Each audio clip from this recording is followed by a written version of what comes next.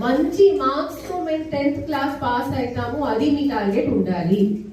ఎందుకంటే ఇప్పుడు మీ 10th class లో వచ్చిన మార్క్స్ ప్రకారమే మీకు ఇంటర్లో సబ్జెక్ట్ వస్తుంది.